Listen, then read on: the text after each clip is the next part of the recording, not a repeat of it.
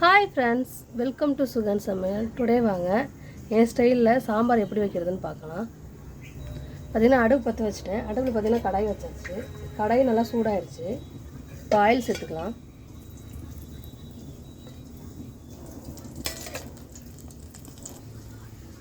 இப்போ கடுகு சேர்த்துக்கலாம்.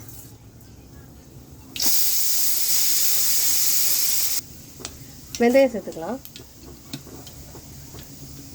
ஜீரகம், சோம்பு இதெல்லாம் நல்லா பொரிஞ்சு வரட்டும். பார்த்திங்கன்னா எல்லாமே நல்லா பொரிஞ்சு வந்திருக்கு. வெங்காயம் சேர்த்துக்கலாம்.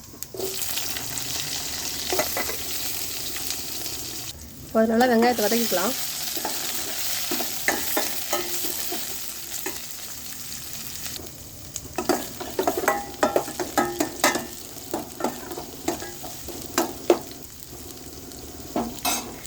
இப்போ பார்த்திங்கன்னா வெங்காயம் வதங்கிடுச்சு. இப்போ கருவேப்பிலை சேர்த்துக்கலாம்.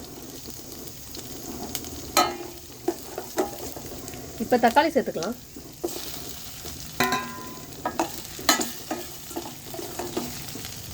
இதெல்லாம் வதங்கட்டும். இதெல்லாம் வெங்காயம் தக்காளி நல்லா வதங்கிடுச்சு. இப்போ பார்த்திங்கன்னா முள்ளங்கி சேர்த்துக்கலாம். இதெல்லாம் வதக்கிக்கலாம். பக்கத்தில் பார்த்திங்கன்னா பருப்பு வேகுது. பருப்பும் பார்த்திங்கன்னா 3 விசில் வந்துடுச்சு. ஆஃப் பண்ணிடலாம் அடுப்பை. முள்ளங்கி நல்லா வதக்கிக்கலாம்.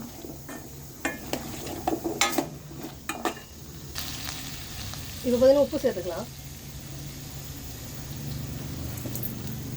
இப்போவே சாம்பாருக்கு தேவையான அளவுக்கு உப்பு சேர்த்துக்கலாம்.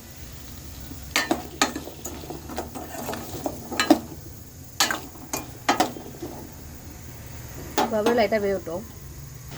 இப்போ பார்த்திங்கன்னா காய் நல்லா வதங்கிடுச்சு. அரை வேக்காடு வெந்துருச்சு. இப்போ சாம்பார் பொடி சேர்த்துக்கலாம். சாம்பார் பொடி பார்த்திங்கன்னா தேவையான அளவு சேர்த்துக்குங்க. பார்த்திங்கன்னா மிளகாத்தூள் சேர்த்துருக்கேன். மிளகாத்தூள் பார்த்திங்கன்னா அரை ஸ்பூன் தான் சேர்த்துருக்கேன். நீங்களும் காரத்துக்கு தேவையான அளவுக்கு மிளகாத்தூள் சேர்த்துக்கோங்க. அப்படி சாம்பார் பொடி சேர்த்தா பிடிக்காது அப்படிங்கிறவங்க சாம்பார் பொடி சேர்த்துக்க வேண்டாம். மிளகாத்தூளும் மல்லித்தூளும் சேர்த்துக்கலாம்.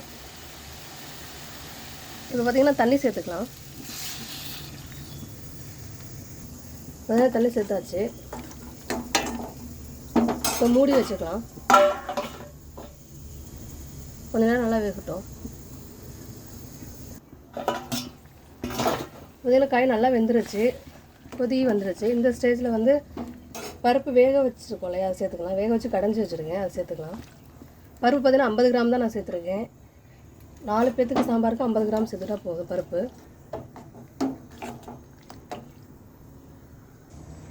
இப்போ பார்த்திங்கன்னா புளி சேர்த்துக்கலாம்.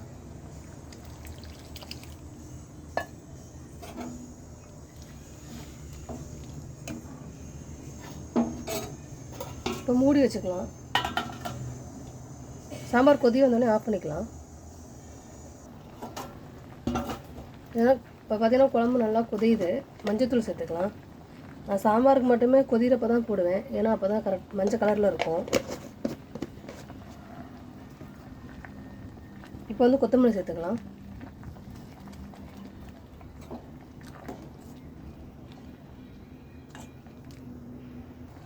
இப்போ பெருங்காயம் சேர்த்துக்கலாம்.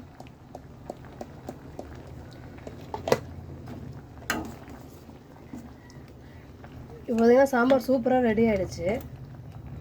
கலர்ஃபுல்லாக மஞ்சள் கலரில் ரெடி ஆகிடுச்சு பாருங்கள், சூப்பராக. இப்போ அடுப்பை ஆஃப் பண்ணிடலாம். நீங்களும் இதே மாதிரி இந்த சாம்பார் ட்ரை பண்ணி பாருங்கள், சூப்பராக இருக்கும். இந்த வீடியோ பிடிச்சிருந்தா லைக் பண்ணுங்கள், கமெண்ட் பண்ணுங்கள், ஷேர் பண்ணுங்கள், சப்ஸ்கிரைப் பண்ணிவிட்டு சப்போர்ட் பண்ணுங்கள். ஓகே ஃப்ரெண்ட்ஸ், இதே மாதிரி நாளைக்கு ஒரு வீடியோவில் பார்க்கலாம். பாய்.